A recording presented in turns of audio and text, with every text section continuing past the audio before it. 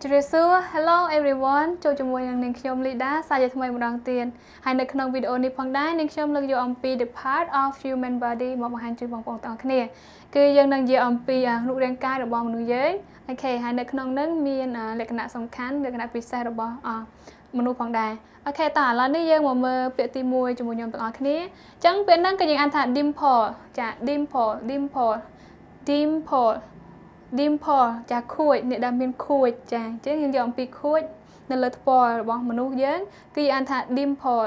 យ៉ា dimple ហើយប្រជ្រុយចាអញ្ចឹងយើងអានថា mole ហើយពាក្យនឹងផងដែរគឺមានន័យពីរបើសិនជាយើងអានថាពាក្យថា mouse គឺកូនកណ្ដុរចា mouse ហើយចានិយាយទៅគឺបកប្រែបានពីរចា mouse ហើយនឹង mole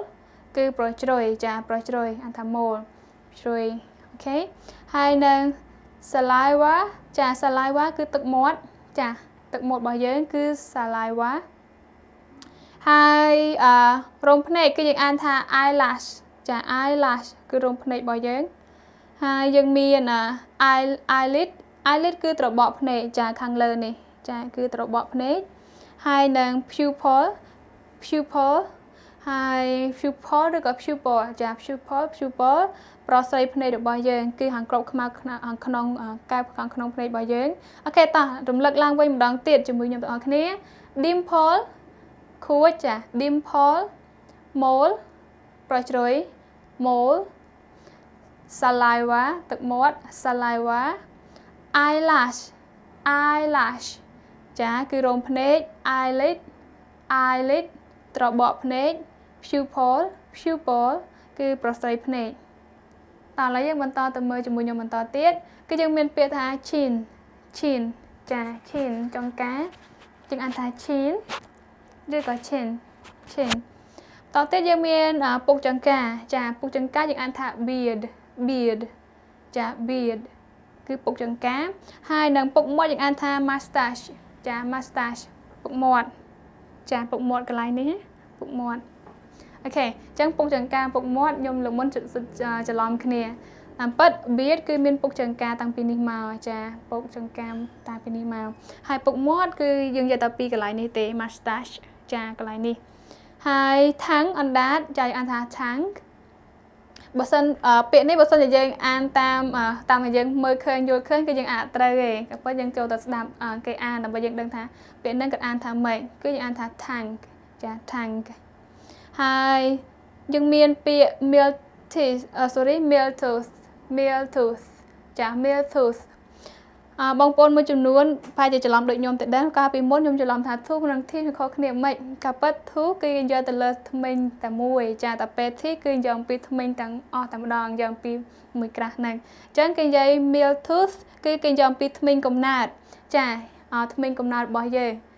ឬក៏គេហៅថាធ្មេញព្រៃចាហើយនឹង wisdom tooth ចា wisdom tooth គឺគេយកអំពីធ្គាមផុតចាធ្គាមផុតអូខេអញ្ចឹងយើងទាំងអស់គ្នានឹងអានម្ដងវិញឡើងវិញម្ដងទៀតជាមួយខ្ញុំទាំងអស់គ្នាយឺតចង្កាយើងអានថា chin ចា chin ហើយនឹង beard ពុកចង្កា mustache គឺពុកមាត់ tongue អណ្ដាត miltooth ចាគឺធ្មេញកំណើត miltooth wisdom tooth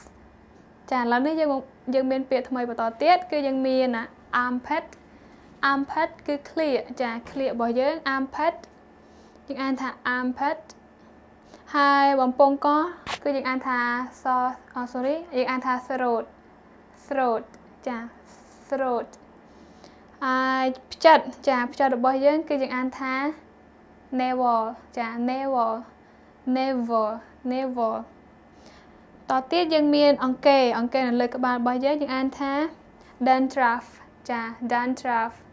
dandruff ហើយនឹងបាតដៃយើងអានថា palm ចា palm អូខេ palm ហើយនឹងរន្ធច្រមុះ nostril ចា nostril បើ US គាត់អានថា nostril ចាបើ UK គឺអានថា nostril ចា nostril អូខេ ចាឥឡូវនេះយើងសូមអានឡើងវិញជូនម្ដងទៀតក្លៀកគឺយើងអានថា armpit ចា armpit បំពង់ក throat throat navel ផ្ចិត navel ហើយនឹង dandruff dandruff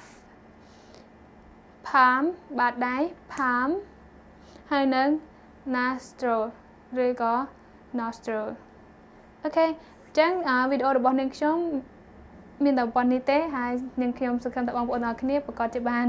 រៀនបានចេះពាក្យខ្លះៗទាក់ទងនឹងរូបរាងកាយរបស់មនុស្សយើងអញ្ចឹងបើសិនជាបងប្អូនចូលចិត្តកុំភ្លេចចុច like វីដេអូរបស់នាងខ្ញុំផងដែរអញ្ចឹងនាងខ្ញុំលីដាសូមជម្រាបលាបងប្អូនទាំងអស់គ្នានៅជួបគ្នានៅវីដេអូផ្សេងទៀត God bless you bye bye